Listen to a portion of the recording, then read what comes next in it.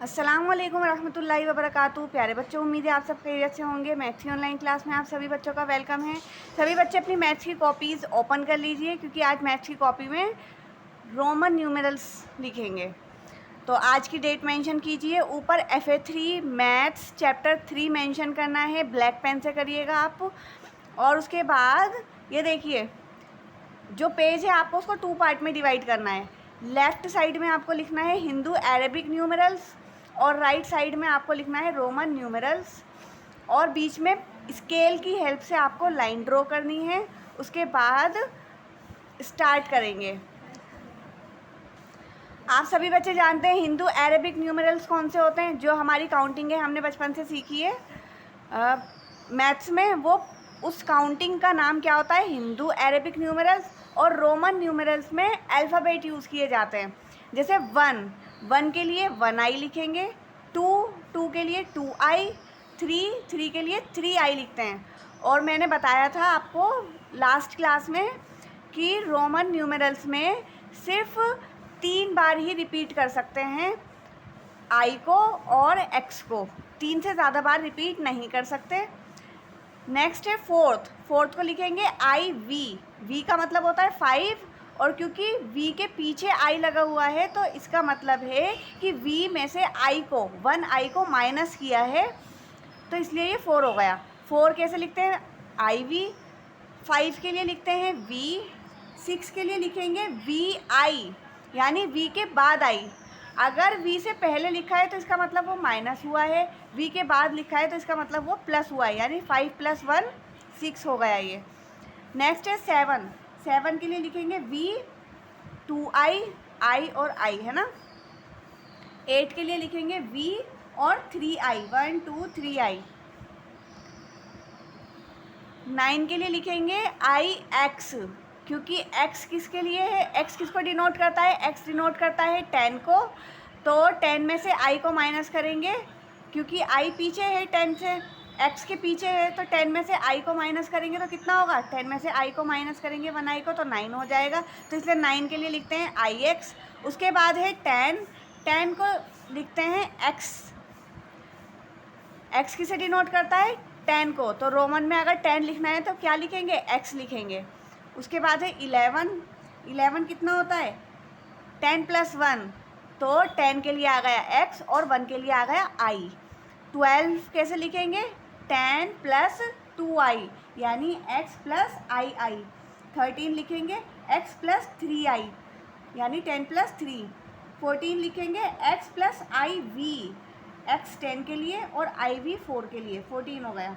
15 लिखेंगे xv, यानी 10 + 5। 16 लिखेंगे XVI, यानी 10 + 6। 17 लिखेंगे XVII, यानी 10 + 7 17। 18 लिखेंगे XVIII, यानी III, 10 + 8 18। 19 लिखेंगे XIX, x 10 के लिए और IX किसके लिए यूज़ करते हैं, 9 के लिए, तो 10 + 9 19। और 20 के लिए 2x। मैंने बताया था ना लास्ट क्लास में, i और x को हम रिपीट कर सकते हैं, लेकिन सिर्फ 3 टाइम्स रिपीट कर सकते हैं, 3 से ज़्यादा बार रिपीट नहीं कर सकते। तो इसलिए 20 के लिए 2x लिखेंगे। उसके बाद है नेक्स्ट 21। 20 के लिए 2x, 1 के लिए 1i।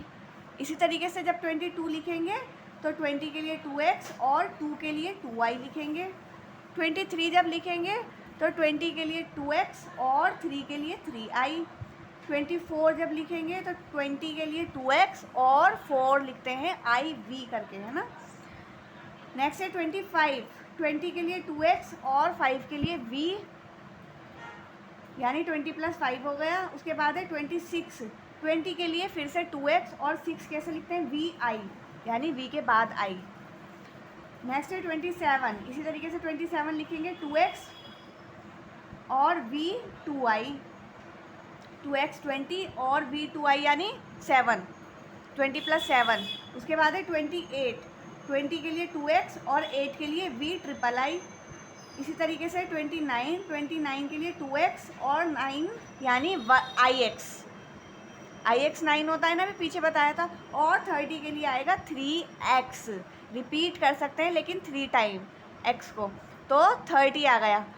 30 के लिए 3x लिखेंगे। उसके बाद है 31, वापस से वही काउंटिंग लिखनी है। 30 के लिए 3x और 1 के लिए 1i लिखेंगे। 32, 30 के लिए 3x और 2 के लिए 2i लिखना है। इसी तरीके से 33 जब लिखेंगे तो 30 के लिए 3x और 3i लिखेंगे। 34 के लिए 3x और iv, 4 कैसे लिखते हैं iv करके, तो इसलिए 30 के लिए 3x और 4 के लिए iv।